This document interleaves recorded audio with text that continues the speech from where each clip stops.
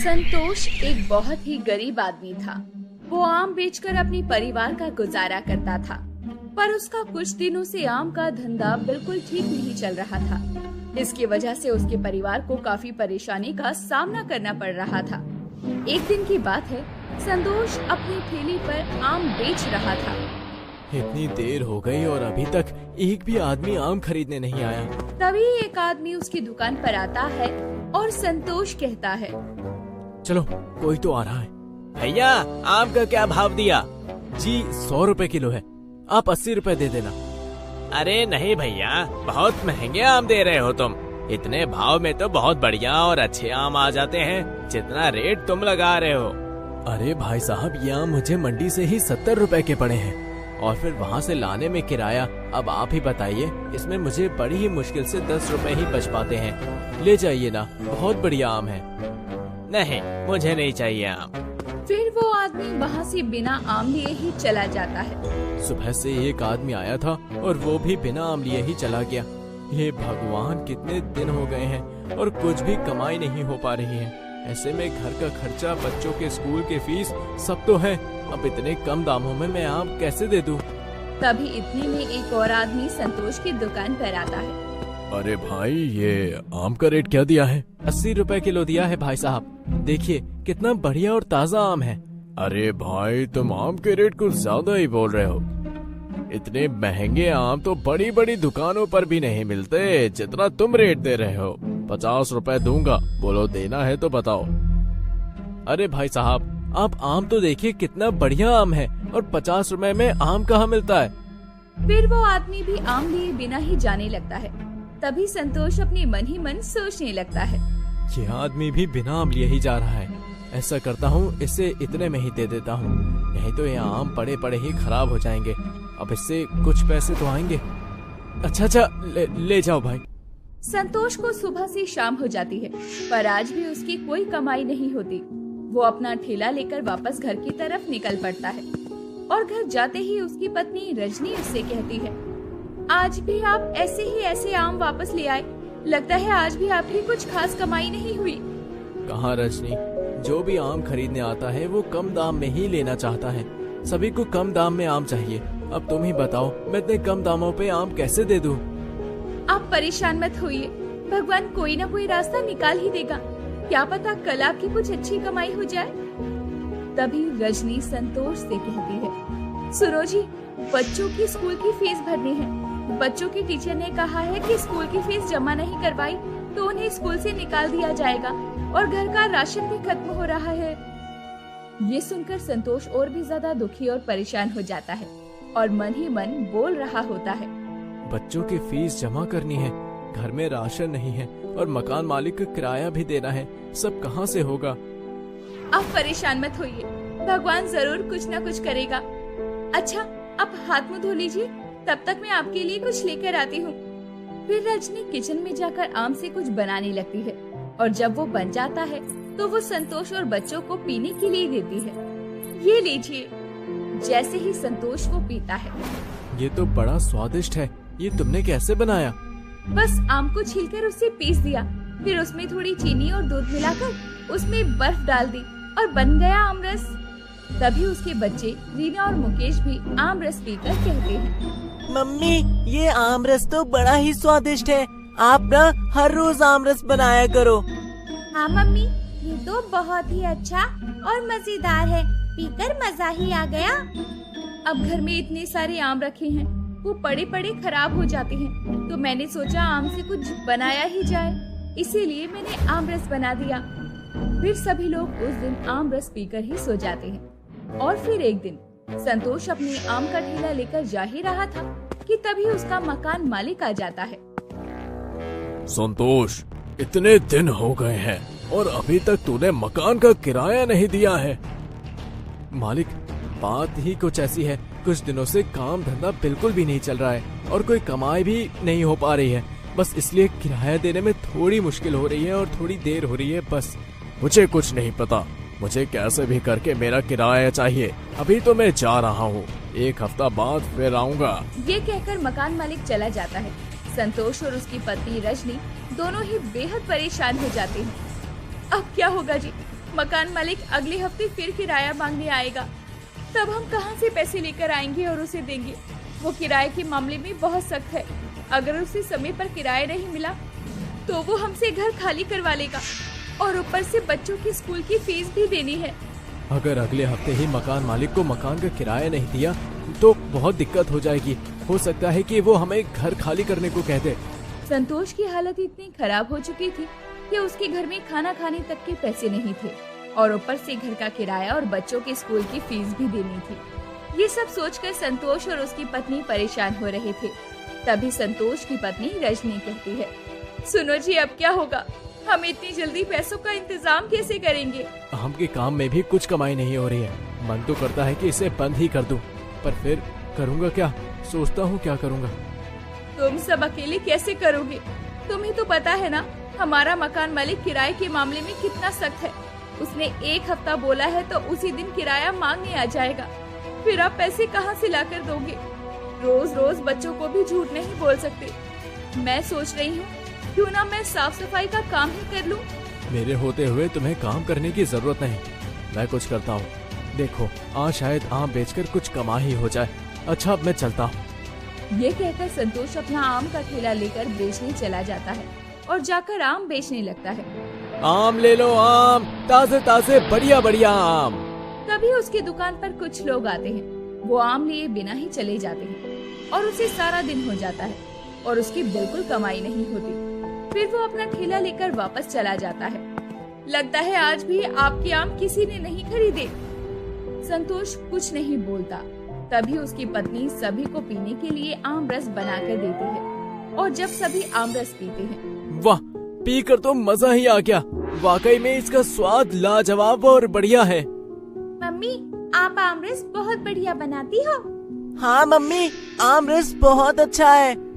सभी रजनी के बनाए हुए आम रस की तारीफ कर रहे थे। तभी रजनी के दिमाग में एक आइडिया आता है। हमारे पास इतने सारे आम रखे हैं और वो सब बड़े बड़े खराब हो जाएंगे। मैं सोच रही थी क्यों ना हम आम रस बनाकर बेचें। क्या पता हमारा बनाया हुआ आम रस सबको पसंद ही आ जाए। ये तो मेरे दिमाग में आया ही नहीं था। तुम सही कह रही हो। कल से मैं आम रस बना बना कर बेचा करूँगा और मेरा तो आम रस से ही पेट भर गया। अब मैं रात में थोड़ा ही कहाँ खाऊंगा। फिर जैसे ही रात होती है, सभी थोड़ा बहुत खाना खाते हैं और सो जाते हैं। और फिर अगले दिन संतोष और रजनी जल्दी उठ जाते हैं और आमरस बनाने की तैयारियां करने लगते हैं। और जब आमरस बनकर तैयार हो जाता है तो संतोष उसे ठेले पर रखकर बेचने चला जाता है। आमरस, ठंडा ठंडा आमरस। शुरू में तो उसके ठेले पर आमरस पीने कोई नहीं आता, लेकिन जैसे जैसे दोपहर होने लगती है, उसके ठेले पर एक आदमी आमरस पीने के लिए आता है। भैया, 1 गिलास आमरस तो पिलाना। जी, अभी बना कर देता हूँ। और जैसे ही वो आदमी आमरस पीता है, वाह, क्या आमरस है! पीकर तो मजा ही आ गया। भैया, तुम्हारा आमरस तो बहुत बढ़िया है और स्वादिष्ट भी। धन्यवाद भाई साहब। उस आदमी को आमरस बहुत पसंद आता है। फिर वो उसे पैसे देकर चला जाता है। फिर जैसे जैसे दोपहर होने लगती है, संतोष के ठेले पर आमरस पीने के लिए भीड़ जमा हो जाती है। और जब सभी लोग उसका आमरस पीते हैं, आमरस वाकई में बड़ा ही स्वादिष्ट है। मैंने तो ऐसा आमरस पहले कभी नहीं पिया। पीकर तो मजा ही आ गया भैया। सभी लोग आमरस पीने के बाद उसकी तारीफ किए बिना नहीं रहते और उसकी खूब तारीफ करते हैं। संतोष का आमरस कुछ ही देर में खत्म हो जाता है, जिससे संतोष बड़ा खुश होता है। आज तो मेरी अच्छी कमाई हो गई और मेरा सारा आमरस भी खत्म हो गया। अब मैं जल्दी से घर जाकर रजनी को आज की कमाई देता हूँ तो वो कितना खुश होगी। फिर संतोष खुशी खुशी घर जाता है और फिर रजनी को उसके हाथ में उसकी आज की कमाई देता है तो वो भी बहुत खुश होती है। अरे, लगता है आज आपकी कमाई बहुत अच्छी हुई है। हाँ, आज मेरी खूब अच्छी कमाई हुई है और सारा आमरस भी बिक गया। ये तो बड़ी खुशी की बात है। अब हम मकान मालिक का किराया भी दे पाएंगे और बच्चों के स्कूल की फीस भी भर पाएंगे। फिर संतोष इसी तरह आमरस बेचता और खूब अच्छे पैसे कमाता और फिर उसके घर के हालत भी सुधर जाते हैं। और फिर कुछ ही दिनों में वो एक बड़ी सी दुकान खोल लेता है और जल्दी से अमीर हो जाता है। और फिर वो और उसका परिवार आराम से रहने लगते हैं। धौलापुर गांव में हीरा अपनी माँ लता के साथ रहा करता था। हीरा के पिता का देहांत काफी समय पहले ही हो चुका था और हीरा के पिता के जाने के बाद से लता अक्सर बीमार रहा करती। वहीं हीरा के घर में उसकी छोटी बहन सीमा भी रहा करती थी, जो कि हीरा की मौसी की बेटी थी। हीरा की मां लता अपनी बहन के देहांत के बाद सीमा की परवरिश का जिम्मा लेती है और उसे निभा भी रही थी। लेकिन हीरा को सीमा बिल्कुल भी पसंद नहीं थी। वो हर वक्त सीमा को सुनाता ही रहता था। तुझे मैंने कहा एक गिलास पानी देने को, तुझे सुनाई नहीं देता क्या? अरे देख नहीं रहा है, वो अपने नन्हे नन्हे हाथों से खाना बना रही है। तू इतना बड़ा होकर हर वक्त उस नन्ही बच्ची के पीछे ही क्यों पड़ा रहता है? 17 साल की हो चुकी है। अरे आपको ये बच्ची लगती है? जब ये जुबान चलाती है तब तो आप इसे कुछ नहीं कहते। मैंने इससे पानी क्या मांग लिया, आपको बहुत दिक्कत हो रही है। और तू तो 24 का हो गया है मुस्टंडे, बुढ़ापे का असर हो रहा है क्या तुझ पर? सीमा अब बजी, तुझे सुनाई नहीं दे रहा है? तेरी वजह से ही माँ मुझे सुना रही है और अब तो मैंने सुन भी लिया इतना। चल पानी लेकर आ। सीमा बेटा, दे दे इस नालायक को पानी, कामचोर कहीं का। अरे पूरे दिन अपने आवारा दोस्तों के साथ घूमता रहता है। वो तो मुझे पेंशन ना मिल रही होती तो ऐसे जैसे बेटे के होते हुए भूखे मरने की नौबत आ जाती, या सड़क पर कटोरा लेकर भीख मांग रही होती ये लता। माँ आप भी कभी दिल दुखाने वाली बात करते हो। जब मुझ पर जिम्मेदारियाँ आएंगी तो मैं खुद ही काम करने निकलूंगा। हाँ ये तो है, और तेरे बाप के मरने के बाद भी तुझ पर जिम्मेदारी नहीं आई है। और तू बात करता है जिम्मेदारी निभाने की। माँ खाना बन गया है, आपके और हीरा भैया के लिए खाना लगा दूं? पूछ क्या रही है? एक तो 2 घंटे बाद तेरा खाना बना है और पूछ तो ऐसे रही है जैसे मैं खाना खाने से ही मना कर दूंगा।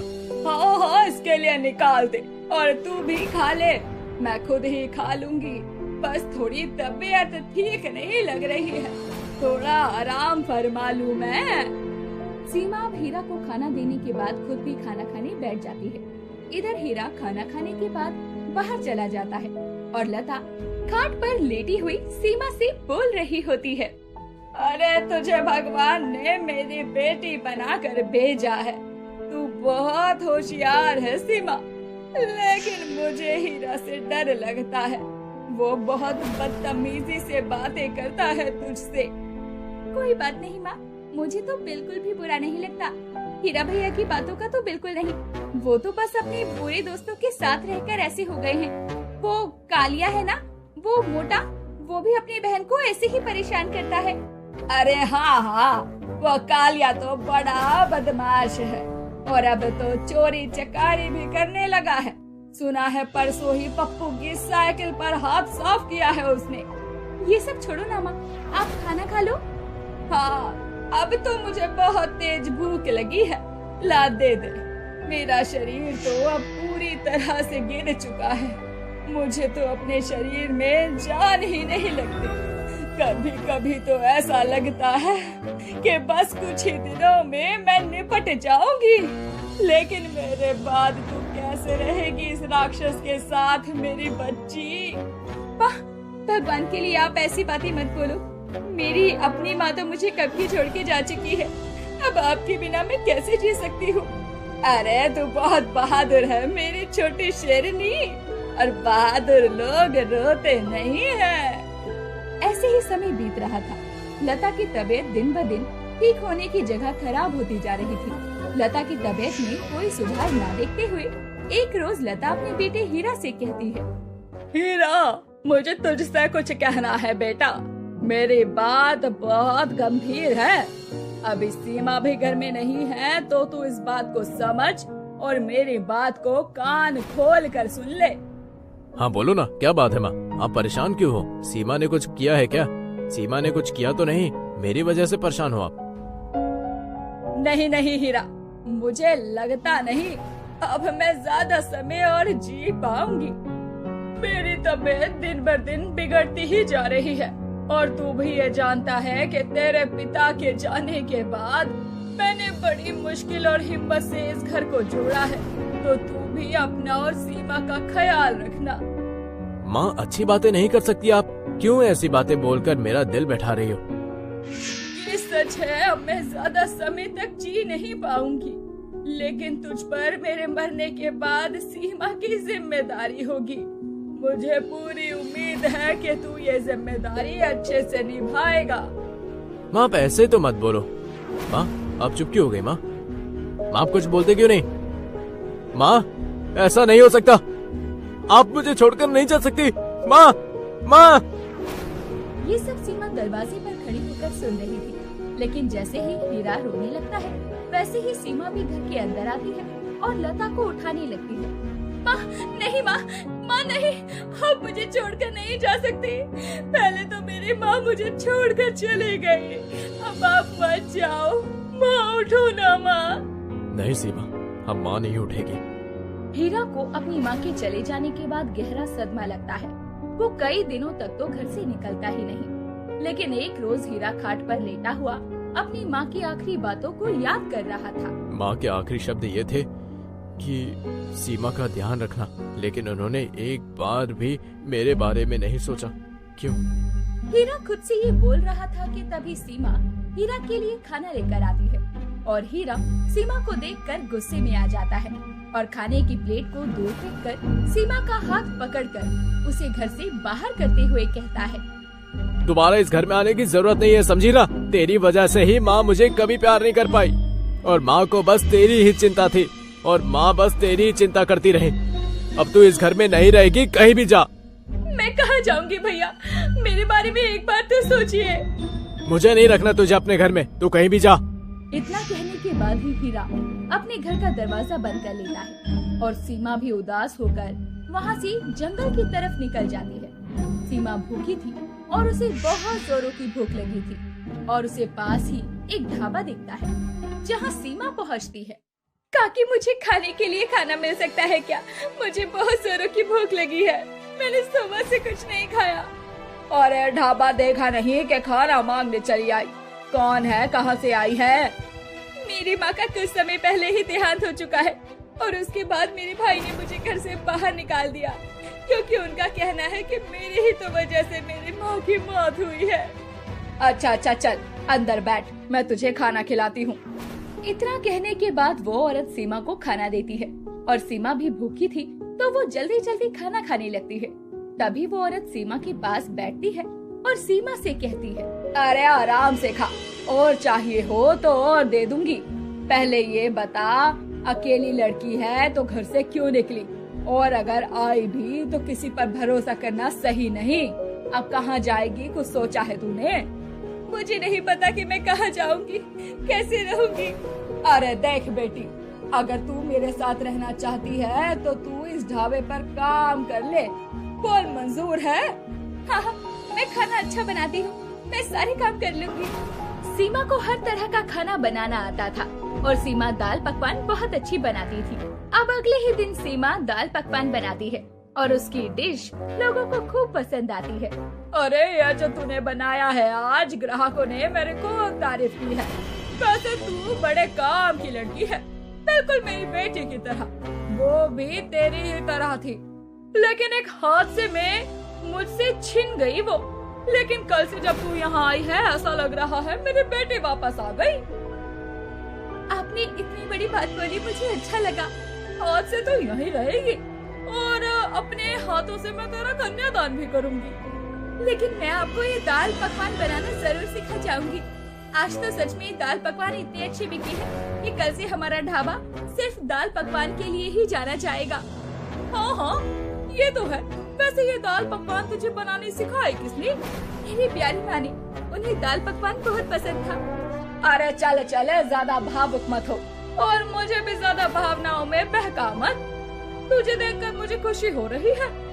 सीमा को उसकी माँ के देहांत के बाद घर से उसका भाई हीरा निकाल तो देता है, लेकिन सीमा को भी भगवान का सहारा मिलता है और वो एक ऐसी जगह पर जा पहुँचती है जहाँ उसे अपनापन देने वाली एक माँ का प्यार मिलता है। अब सीमा उस औरत के साथ उस ढाबे पर दाल पकवान बनाकर बेचा करती और वहीं उसका भाई अब अपने दोस्तों के साथ बिगड़ता चला जाता है और एक दिन उसके भूखे मरने की नौबत भी आ जाती है।